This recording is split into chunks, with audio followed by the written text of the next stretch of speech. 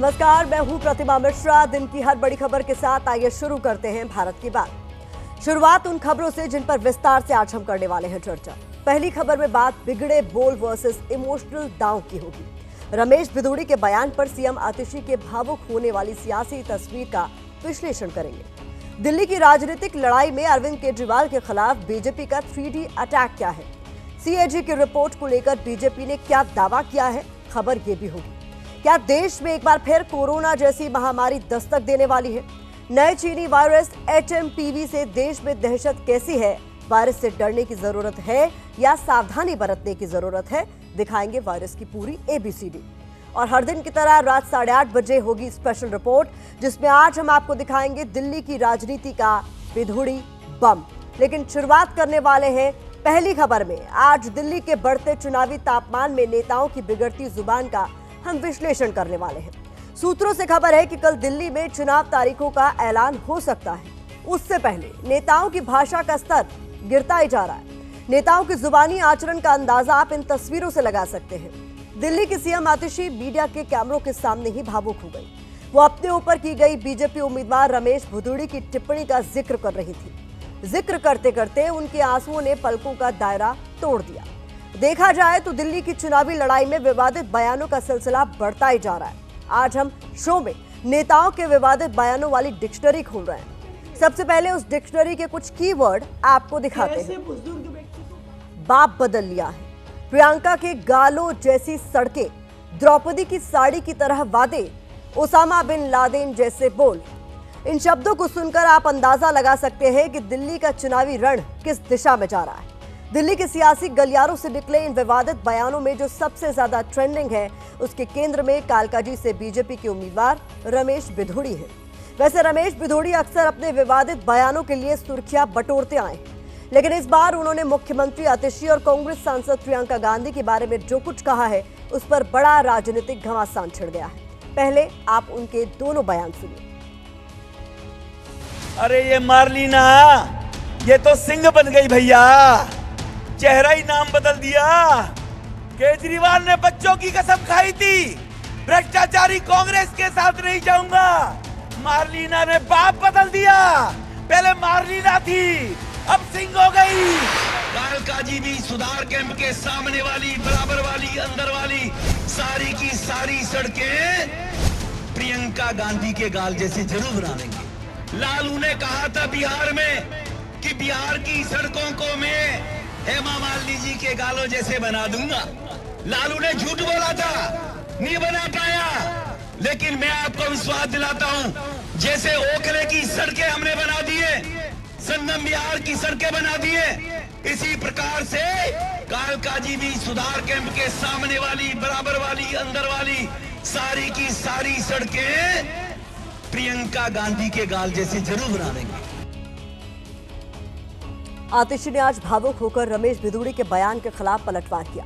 उन्होंने अपने बुजुर्ग पिता का हवाला दिया। दूसरी तरफ बयान को लेकर भिदोड़ी ने गलती मानने के बजाय केजरीवाल के एक पुराने बयान का ही हवाला दे दिया। मेरे पिताजी जिंदगी भर शिक्षक रहे। उन्होंने दिल्ली के हजारों गरीब लोअर मिडिल क्लास परिवार से आने वाले बच्चों को पढ़ाया। आज वो 80 साल के हो गए हैं। वो इतने बीमार रहते हैं कि बिना सहारे के चल नहीं पाते हैं। चुनाव के लिए इतनी घटिया हरकत करेंगे? कैसे बुजुर्ग व्यक्ति को गालियां देने पे उतर आएंगे? इस देश की राजनीति इतने घटिया स्तर पर गिर सकती है, मैं कभी सोच नहीं सकती थी। मैं आतिशी जी से पूछना चाहता हूं कि पहले वो केजरीवाल से पूछे, उनको टेम्परेरी मुख्यमंत्री केजरीवाल जी ने बोला है, तो इसको किस उम्मीद में आम आदमी पार्टी के लोग लेंगे कि यह महिला का अपमान नहीं है, महिला को टेम्परेरी शब्द यूज करना कि टेम्परेरी उम्मीदवार मुख्यमंत्री हैं।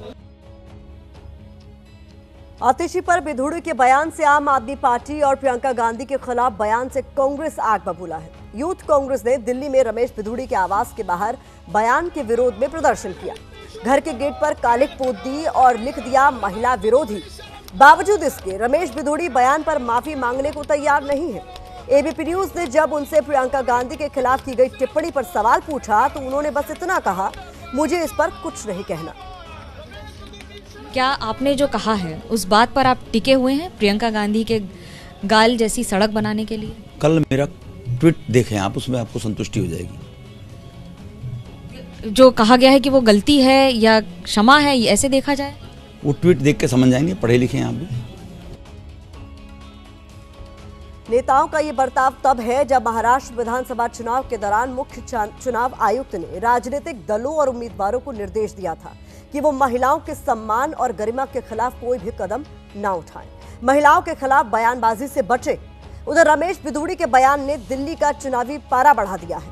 आम आदमी पार्टी और कांग्रेस दोनों बिधूड़ी के बहाने बीजेपी को घेर रही हैं और पार्टी पर महिला विरोधी होने का आरोप लगा रही है। दोनों तरफ से आरोप प्रत्यारोप का दौर जारी है। वो इतने बीमार रहते हैं कि बिना सहारे के चल नहीं पाते।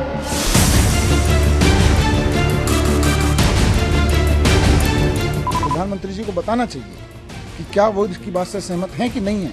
क्या वो रमेश बिधूड़ी जी जैसे व्यक्ति को ही दिल्ली की राजनीति में आगे लाने के लिए वोट मांग रहे हैं लोगों से?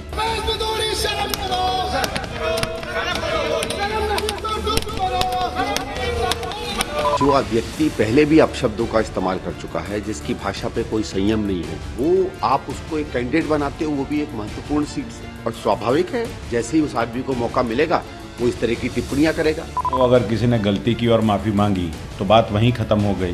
देश के प्रधानमंत्री जिस भाषा का इस्तेमाल करते हैं, जाहिर है कि उनके फॉलोवर, उनके समर्थक भी उसी तरह की भाषा का इस्तेमाल करेंगे।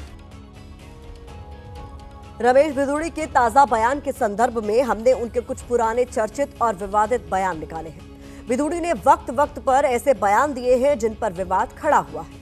अब ऐसे ही कुछ पुराने विवादित बयानों की फाइल आपके सामने खोलते हैं। 21 सितंबर 2023 को उन्होंने संसद में दानिश अली के खिलाफ अपशब्दों का इस्तेमाल किया। सितंबर 2022 को स्कूल की समस्या लेकर पहुंचे लोगों से उन्होंने कहा कि बच्चे क्यों पैदा किए। फिर सितंबर 2021 में उन्होंने एक और विवादित बयान दिया। कहा जहां भी मुस्लिम बहुमत में आते हैं वहां हिंसा और रक्तपात होता है।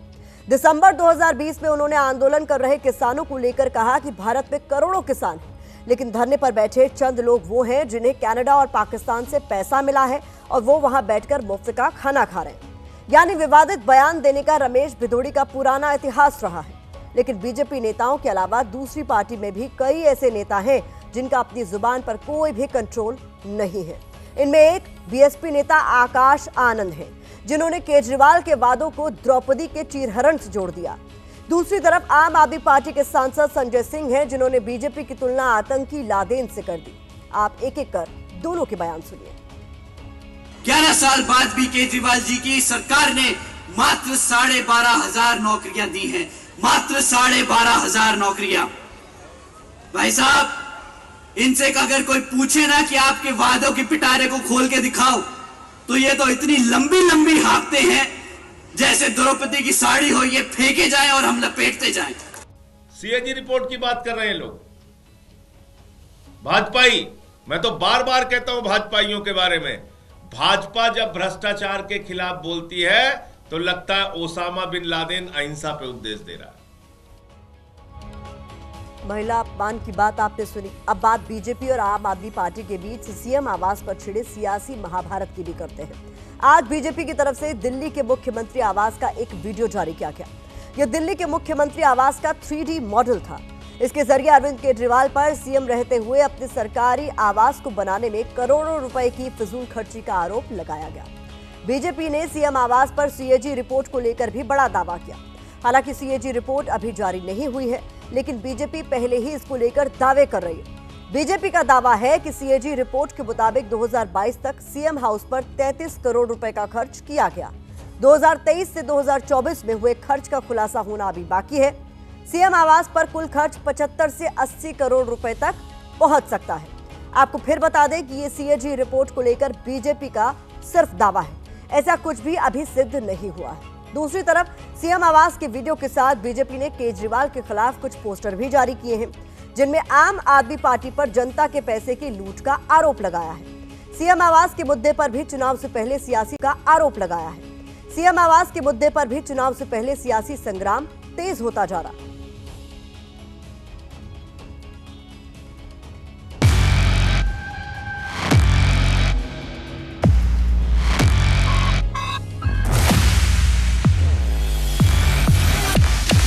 पैसा कहाँ से आया अरविंद केजरीवाल, इस कमाई का सोर्स तुम्हें बताना पड़ेगा। वो शराब घोटाले से आया है, जल बोर्ड से आया है, नकली दवाइयाँ बेच के आया है। हर वो घोटाला जो तुमने किया है उसके सोर्स का जवाब तुम्हें देना पड़ेगा। सीएजी रिपोर्ट की बात कर रहे हैं लोग। भाजपा जब भ्रष्टाचार के खिलाफ बोलती है तो लगता है ओसामा बिन लादेन अहिंसा पे उपदेश दे रहा है। अपने मकान पे खर्च, जनता के लिए कोई खर्च नहीं, इसका जवाब दिल्ली की जनता चुनावों में जरूर देगी। दिलचस्प यह है कि एक तरफ राजनीतिक दल महिलाओं के अपमान से बाज नहीं आते हैं, दूसरी तरफ वोट भी उन्हीं के पाना चाहते हैं। दिल्ली में पार्टियों की तरफ से जनता के बीच जो भी चुनावी वादे किए जा रहे हैं उनमें महिलाओं पर विशेष फोकस नजर आ रहा है। इसी कड़ी में आज कांग्रेस ने महिलाओं के लिए प्यारी दीदी योजना लागू करने का वादा किया। इसके तहत दिल्ली में सरकार बनने पर महिलाओं को हर महीने 2500 रुपए देने की गारंटी दी जाएगी। इस घोषणा की टाइमिंग काफी महत्वपूर्ण है। इसका ऐलान उस दिन किया गया जब झारखंड में इंडिया गठबंधन की सरकार ने मैया योजना के तहत 2500 रुपए की सम्मान राशि लाभार्थियों के खाते में भेजी। यानी कांग्रेस झारखंड को मॉडल बनाकर दिल्ली की महिलाओं को साधना चाहती है। गौर करने वाली बात यह भी है कि अब तक दिल्ली में ऐसी 3 योजनाएं चर्चा में आ चुकी हैं। पहली आम आदमी पार्टी वाली मुख्यमंत्री महिला सम्मान योजना है, इसमें 2100 रुपए की मदद राशि है।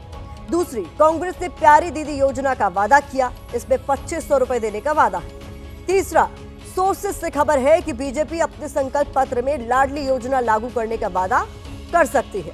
हालांकि आम आदमी पार्टी कह रही है कि दिल्ली में सिर्फ केजरीवाल की गारंटी चलती है। 2100 रुपए दे सकते थे केजरीवाल जी, तो 10 साल में क्यों नहीं दिए? अब ऐसा क्या नया हो जाएगा कि उनके पास पैसा आएगा और वो 2100 दे पाएंगे? दूसरा ये कि अगर आप 2100 देना चाह रहे थे तो उसके लिए बजट आपने क्यों नहीं आवंटित किया? अगर बजट ही नहीं है तो पैसा आएगा आसमान से, तो बारिश होगी नहीं। तो अरविंद केजरीवाल ही गारंटी है। केजरीवाल जी ने जो कहा है उसको लोग भरोसा करते हैं। बाकी तो घोषणाएं करने के लिए बहुत सी पार्टियां हैं जो कुछ ना कुछ बोलेंगी।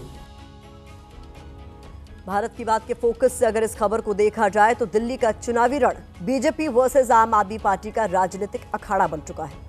दोनों तरफ से व्यक्तिगत हमलों की बौछार हो रही है। ऐसे में असली चुनावी मुद्दे कहीं पीछे छूट चुके हैं।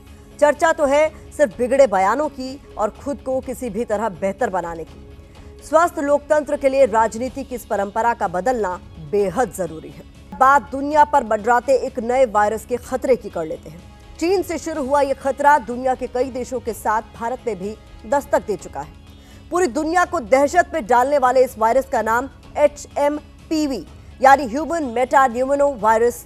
कोरोना महामारी के बाद चीन से जन्मे इस वायरस को लेकर पूरी दुनिया घबराई हुई है, क्योंकि चीन से जो तस्वीरें सामने आई हैं वो डराने वाली हैं। अस्पताल के अस्पताल HMPV के मरीजों से भरे पड़े हैं, बेड कम पड़ रहे हैं। कोरोना के 5 साल बाद HMPV ने चीन में कहर मचाया हुआ है। चीन से निकलकर यह वायरस अब दुनिया के तमाम देशों तक पहुंचने लगा है। हमारा मकसद आपको इस बीमारी से डराना नहीं बल्कि सतर्क करना है, ताकि समय रहते इस बीमारी से बचने की काट निकाली जा सके। चिंता की बात यह है कि भारत के 2 राज्यों में इस वायरस के मरीज मिले हैं। केंद्रीय स्वास्थ्य मंत्रालय के मुताबिक कर्नाटक में HMPV वायरस के 2 केस मिले हैं। जानकारी के मुताबिक कर्नाटक के बेंगलुरु में ब्रोंको निमोनिया से पीड़ित 3 महीने की एक बच्ची को अस्पताल में भर्ती करवाया गया था। इलाज के दौरान उसमें HMPV वायरस के लक्षण मिले थे।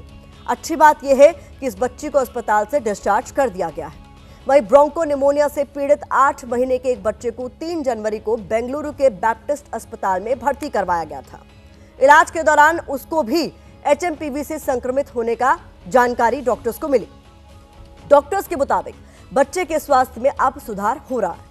इस बीच गुजरात में भी HMPV का पहला मामला सामने आया है। अहमदाबाद के चांदखेड़ा में एक निजी अस्पताल में भर्ती 2 महीने के बच्चे में भी इस वायरस की पुष्टि हुई है। फिलहाल बच्चे का इलाज चल रहा है। स्वास्थ्य मंत्रालय के मुताबिक HMPV के संक्रमण को फैलने से रोकने के सारे इंतजाम किए जा रहे हैं और जरूरत पड़ने पर सभी एहतियात फौरन लागू किए जा सकते हैं। केंद्रीय स्वास्थ्य मंत्री JP नड्डा ने कहा है कि सरकार पड़ोसी देशों में हालात पर नजर बनाए हुए है। चीन में जो HMPV वायरस के मामले पर हाल ही में आई रिपोर्ट्स पर स्वास्थ्य मंत्रालय ने Indian council for medical research के साथ चीन सहित पड़ोसी देशों में स्थिति पर कड़ी निगरानी रखे हुए है। HMPV वायरस हालांकि खतरनाक तो नहीं है, लेकिन सावधानी नहीं बरती जाए तो जानलेवा भी साबित हो सकता है। सर्दी का मौसम है, लिहाजा वायरस तेजी से फैल रहा है। हम आपको एक रिपोर्ट दिखाते हैं कि HMPV वायरस को लेकर क्या क्या एहतियात बरतने की जरूरत है।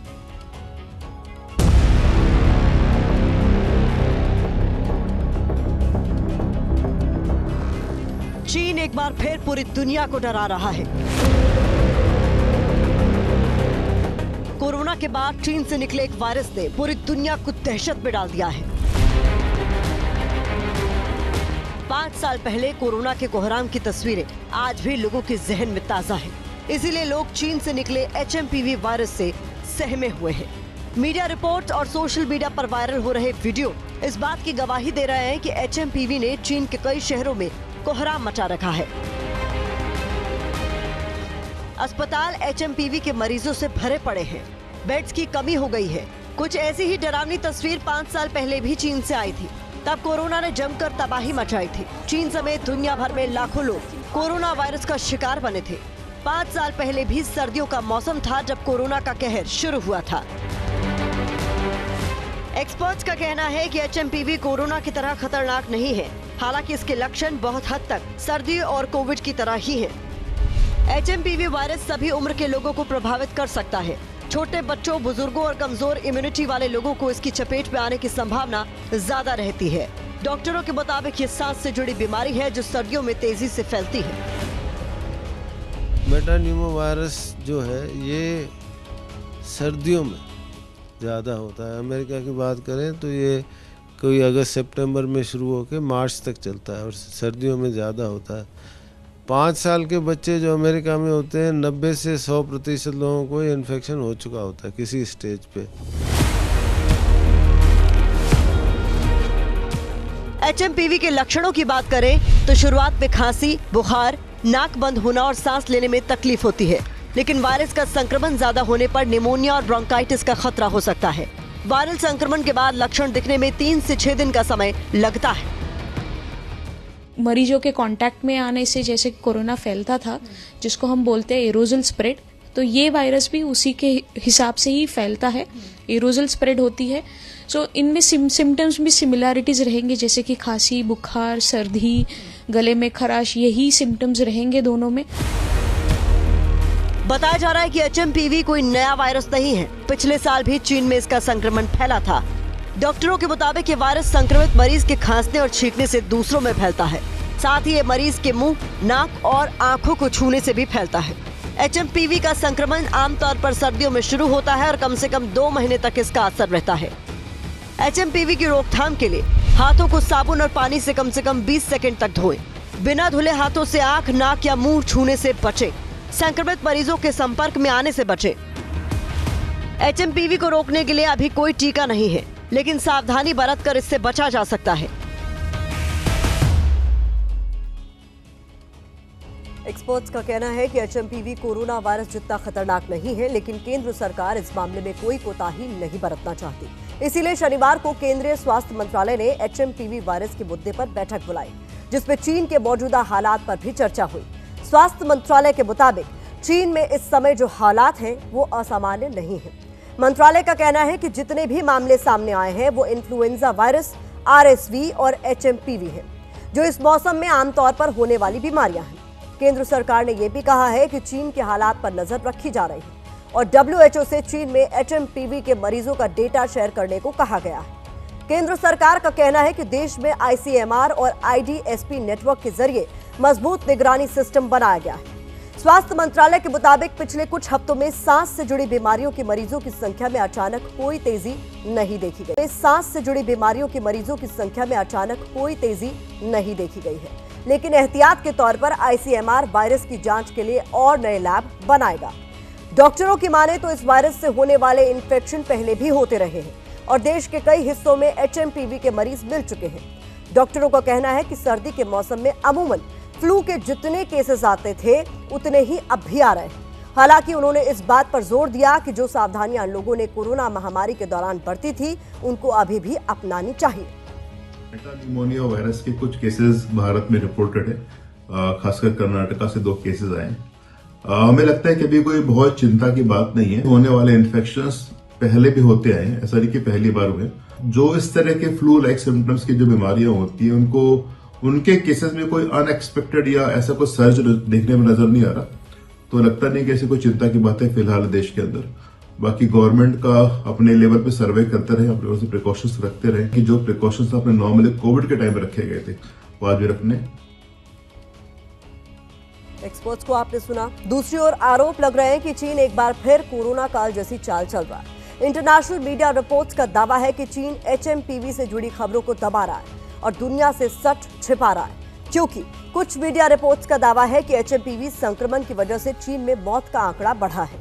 बताया जा रहा है कि 40 से 80 साल के लोग इस वायरस की चपेट में सबसे ज्यादा हैं। चीन के CDC यानी Chinese centre for disease control and prevention के डेटा से पता चला है कि 14 साल और उससे कम उम्र के बच्चों में भी HMPV के मामले बढ़ गए हैं। चीन से जो तस्वीरें आई हैं वो कोविड महामारी की तरह डराने वाली है। कोरोना का कहर अभी लोग भूले नहीं हैं। आपको बता दें कि 5 साल पहले दिसंबर 2019 में चीन के वुहान से कोविड की शुरुआत हुई थी। कुछ ही हफ्तों में यह जानलेवा वायरस पूरी दुनिया में फैल गया। भारत में कोविड का पहला केस जनवरी 2020 में केरल में मिला था। मरीजों की संख्या तेजी से बढ़ी तो केंद्र सरकार ने मार्च 2020 के अंत से मई 2020 तक सख्त लॉकडाउन लगा दिया था। भारत उन चंद देशों में शामिल है जिसने कोविड वैक्सीन बनाई थी। कोविड से मुकाबले के लिए भारत ने जनवरी 2021 में सबसे बड़े टीकाकरण अभियान की शुरुआत की। अब तक भारत में 4,50,00,000 से ज्यादा लोग कोविड से संक्रमित हो चुके हैं, जबकि 5,34,000 लोगों की मौत हो चुकी है। केंद्र सरकार के आंकड़ों के मुताबिक दिसंबर 2024 तक भारत में कोविड के 10 सक्रिय मामले थे। HMPV वायरस पर खबर दिखाने का मकसद आपको डराना बिल्कुल भी नहीं है, बल्कि मकसद आपको सावधान करने का है। केंद्रीय स्वास्थ्य मंत्रालय भी कह रहा है कि ये वायरस नया नहीं है, फिर भी इसके संक्रमण को रोकने के लिए एहतियात बरतना जरूरी है, क्योंकि सेहत है तो सब कुछ है। कालका जी भी सुधार कैंप के सामने वाली, बराबर वाली, अंदर वाली सारी की सारी सड़कें प्रियंका गांधी के गाल जैसे जरूर बना देंगे। ये घटिया सोच है, ये घटिया मानसिकता है, और इसके लिए न सिर्फ रमेश बिधूड़ी को बल्कि बीजेपी के शीर्ष नेतृत्व को हाथ जोड़ के माफी मांगनी चाहिए। अरे ये मार्लिना, ये तो सिंह बन गई भैया, चेहरा ही नाम बदल दिया। केजरीवाल ने बच्चों की कसम खाई थी, भ्रष्टाचारी कांग्रेस के साथ नहीं जाऊंगा।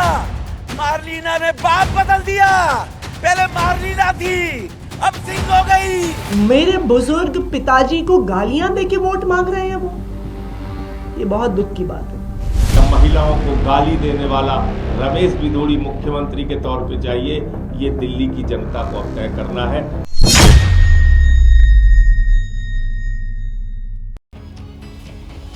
तीन अक्षर के शब्द हैं मर्यादा और गरिमा, लेकिन चुनाव की दस्तक होते ही नेता अपने बयानों से ऐसे हर शब्द की लक्ष्मण रेखा को रौंदते चले जाते हैं। इस बार दिल्ली चुनाव में भाषा की गरिमा को तार तार करने में सबसे आगे दिखाई दे रहे हैं बीजेपी के पूर्व सांसद रमेश बिधूड़ी, जो रुकने का नाम ही नहीं ले रहे। बिधूड़ी ने पहले प्रियंका गांधी पर विवादित बयान दिया, फिर दिल्ली की सीएम आतिशी को लेकर कुछ ऐसा कह गए कि प्रेस कॉन्फ्रेंस करने आई आतिशी फपक कर रो पड़ी।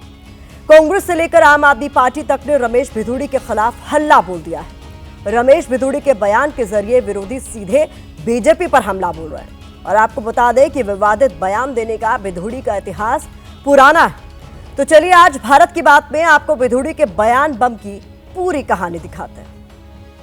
अरे ये मार्लिना, ये तो सिंह बन गई भैया, चेहरा ही नाम बदल दिया। केजरीवाल ने बच्चों की कसम खाई थी, भ्रष्टाचारी कांग्रेस के साथ नहीं जाऊंगा। मार्लिना ने बाप बदल दिया, पहले मार्लिना थी अब सिंह हो गई। ये इनका चरित्र है।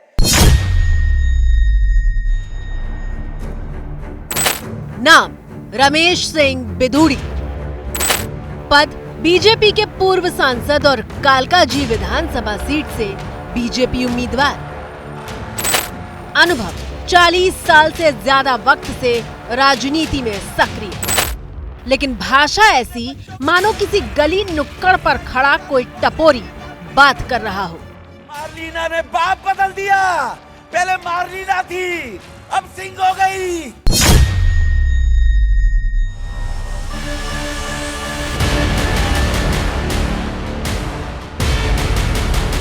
रमेश सिंह बिधूड़ी 2 बार देश की लोकसभा में चुनाव जीतकर पहुंच चुके हैं, 3 बार विधायक रह चुके हैं, लेकिन बातें इतनी स्तरहीन करते हैं कि 24 घंटे के भीतर 2 बार उनके बयान पर राजनीतिक भूचाल आ चुका है। नहीं तो डूब मरो, डूब मरो, डूब मरो। रमेश बिधूड़ी शर्म करो, शर्म करो। रमेश बिधूड़ी शर्म करो, शर्म करो, शर्म करो। रमेश बिधूड़ी शर्म करो, रमेश बिधूड़ी शर्म करो, शर्म करो, शर्म करो। इस वक्त हम मौजूद हैं साउथ एवेन्यू में। उनका जो वो सांसद थे, पूर्व सांसद थे, उस दौरान जो उनको सरकारी घर मिला था, जहां पर अभी भी उनकी नेम प्लेट लगी हुई है रमेश बिधूड़ी 87 साउथ एवेन्यू। वहां पर कुछ इस तरीके से जो बोर्ड था उस पर कालिक पोती गई है, महिला विरोधी करके यहाँ पर स्प्रे से लिखा भी गया है। भारतीय जनता पार्टी के नेताओं को सोचना चाहिए, इस तरह की टिप्पणी करके महिलाओं में उनका सम्मान नहीं, महिला उनको उनके उस तरह के नेताओं को जूते मारने का काम करें। बीजेपी ने दिल्ली की कालकाजी विधानसभा सीट पर सीएम आतिशी मारलेना के खिलाफ रमेश बिधूड़ी को टिकट दिया है, जबकि इसी सीट पर कांग्रेस ने अलका लांबा को मैदान में उतारा है। शनिवार को बीजेपी ने बिधूड़ी का टिकट फाइनल किया और टिकट मिलते ही बिधूड़ी बयानों के बम गिराने लगे। कालकाजी भी सुधार कैंप के सामने वाली, बराबर वाली, अंदर वाली सारी की सारी सड़कें प्रियंका गांधी के गाल जैसे जरूर बना देंगे। आपको सड़कें बनवानी है तो बनवाइए, वादा करना है तो डंके की चोट पर करिए, लेकिन जनाब इस तरह की गैर जरूरी और महिला सम्मान को ठेस पहुंचाने वाली टिप्पणी क्यों करनी है आपको? सारी की सारी सड़कें प्रियंका गांधी के गाल जैसे जरूर बना देंगे। समस्या और गंभीर हो जाती है जब नेताजी पहले तो विवादित बयान देते हैं और फिर अपने बयान पर सफाई भी कुछ इस तरह से पेश करते हैं कि मानो कुछ गलत कहा ही नहीं। पहले जिसने गलती की पहले वो माफी मांगेगा ना। आप बताइए, पहले अगर ये गलती है और किसी ने माफी मांगी, हेमा मालिनी जी महिला है नहीं है, एक साधारण परिवार की निकलकर एक महिला और एक दुनिया में भारत का नाम रोशन करती है, वो महिला नहीं है, और एक खानदान में पैदा हुई वो महिला है। दरअसल 29 साल पहले 1995 के विधानसभा चुनाव से पहले पटना में एक सरकारी कार्यक्रम तय था।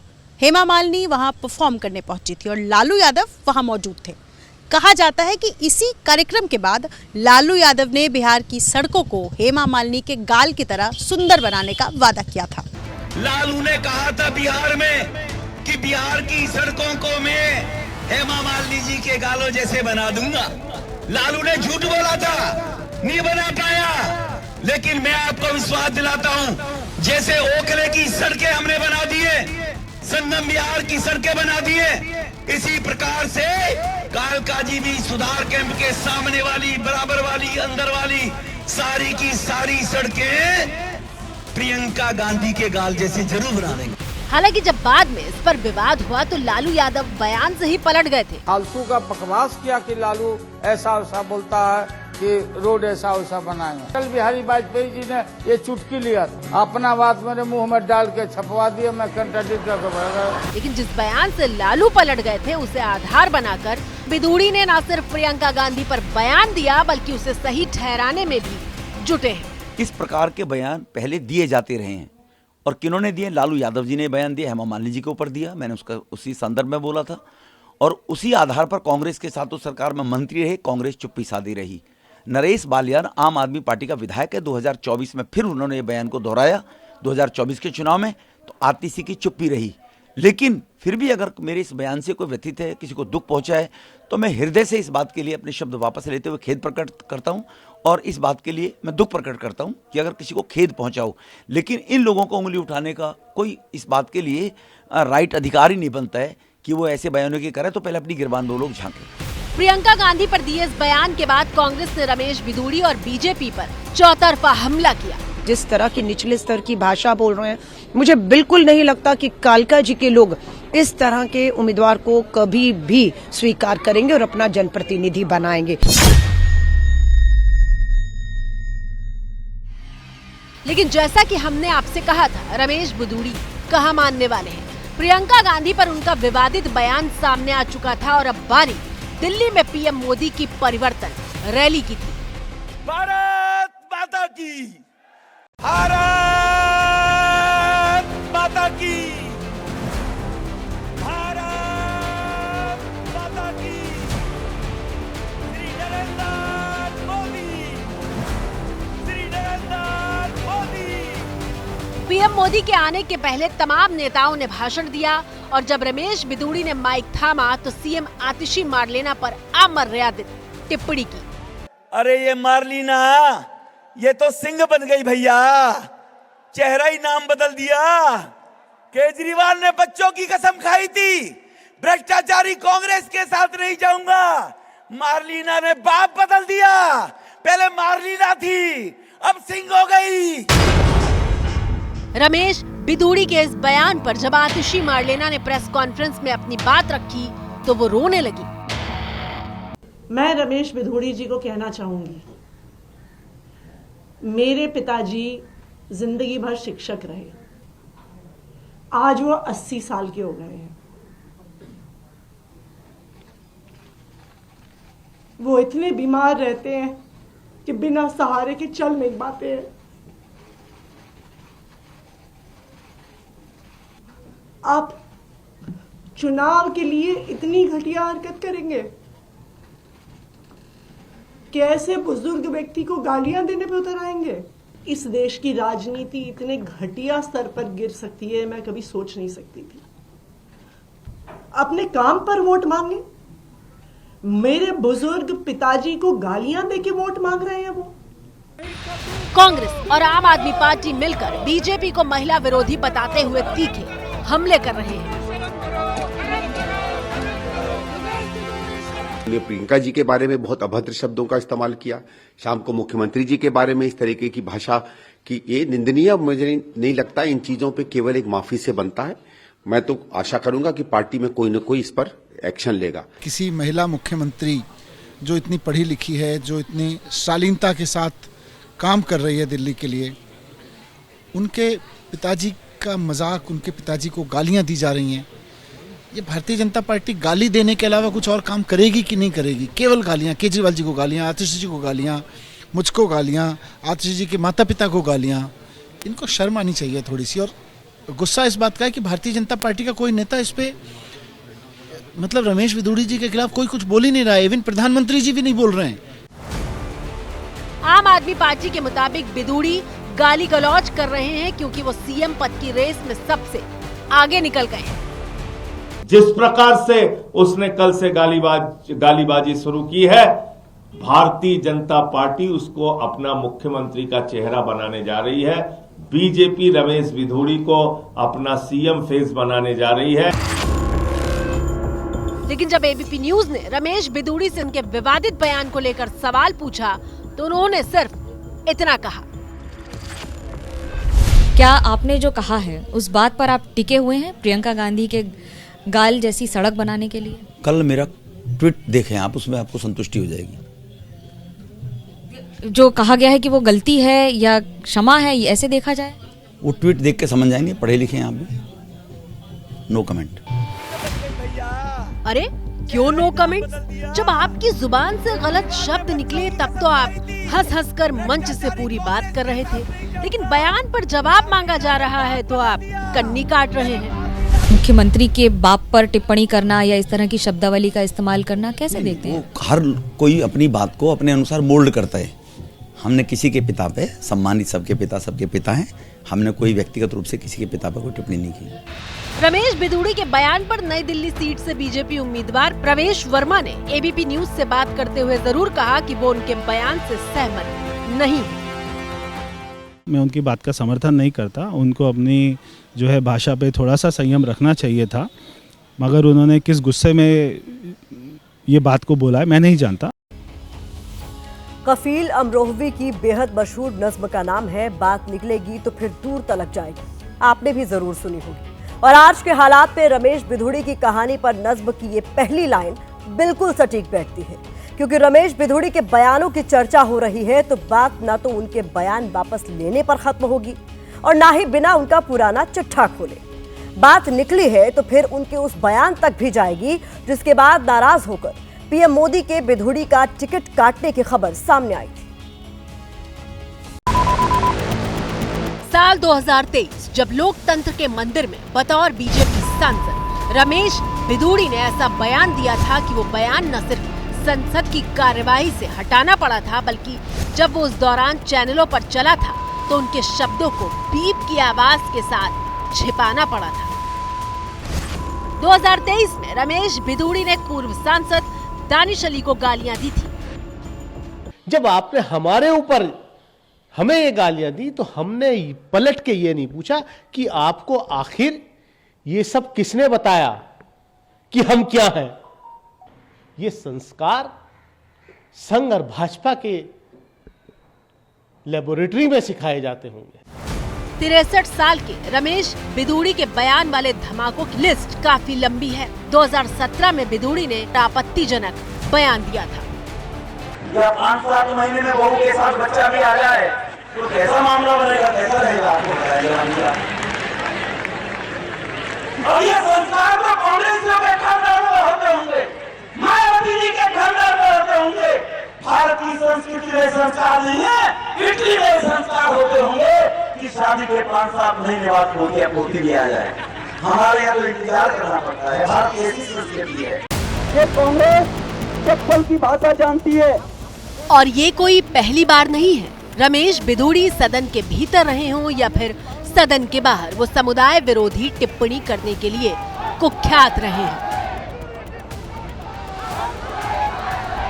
मुस्लिम समुदाय जहां रहता है, अगर वो बहुसंख्यक में है तो कत्लेआम करता है। जबरदस्ती कत्लेआम करने के बाद बाकी सबको मार दिया जाए, इस मानसिकता के साथ जीता है। जहां पर इनकी संख्या कम होगी वहां मानवाधिकार की बात करते हैं।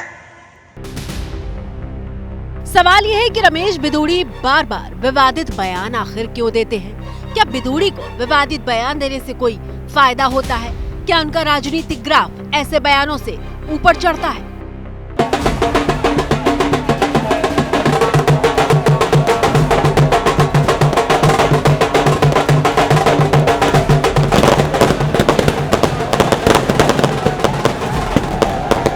तस्वीरें करीब 10 साल पहले 2014 की हैं, जब रमेश बिधूड़ी लोकसभा का चुनाव जीतकर पहली बार सांसद बने थे। मैंने कहा था मिनिमम 50,000 वोटों से जीतेंगे और मैक्सिमम 1 लाख से जीतेंगे। कोई बड़े वायदे नहीं है, हम उनको पूरा करने की क्षमता रखते हैं। विजन है हमारे पास, जो कर सकते हैं हमने वो कहा है और हम करेंगे मोदी जी के नेतृत्व में। 2014 के बाद साल 2019 में दोबारा रमेश बिधूड़ी को बीजेपी ने लोकसभा टिकट दिया था और बिधूड़ी दोबारा जीत दर्ज करके संसद पहुंचे थे। भारतीय जनता पार्टी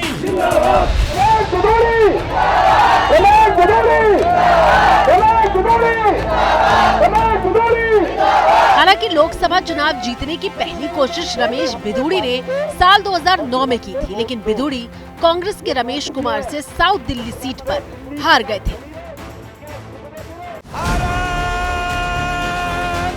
रमेश बिधूड़ी इस बार पूरे 12 साल बाद दिल्ली का चुनाव लड़ने जा रहे हैं, लेकिन उनका राजनीतिक करियर काफी लंबा रहा है। रमेश बिधूड़ी को साउथ दिल्ली के तुगलकाबाद का बेहद मजबूत चेहरा माना जाता है। रमेश बिधूड़ी गुर्जर जाति से आते हैं। दिल्ली में करीब 3 से 5% गुर्जर जाति के लोग हैं। रमेश बिधूड़ी साल 1993 में बीजेपी के टिकट पर पहली बार विधानसभा चुनाव लड़े थे, लेकिन वो हार गए थे। 5 साल बाद 1998 में बिधूड़ी दोबारा चुनाव मैदान में उतरे, लेकिन इस बार भी उन्हें हार का सामना करना पड़ा था। और फिर साल 2003 में बिधूड़ी की जीत का खाता खुला। बिधूड़ी 2003, 2008 और 2013 में दिल्ली से विधायक का चुनाव जीते।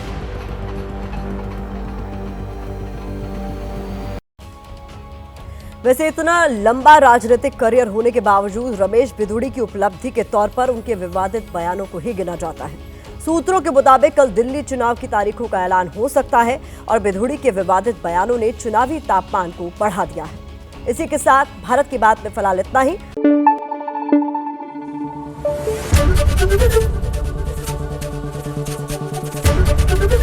ABP News, आपको रखे आगे।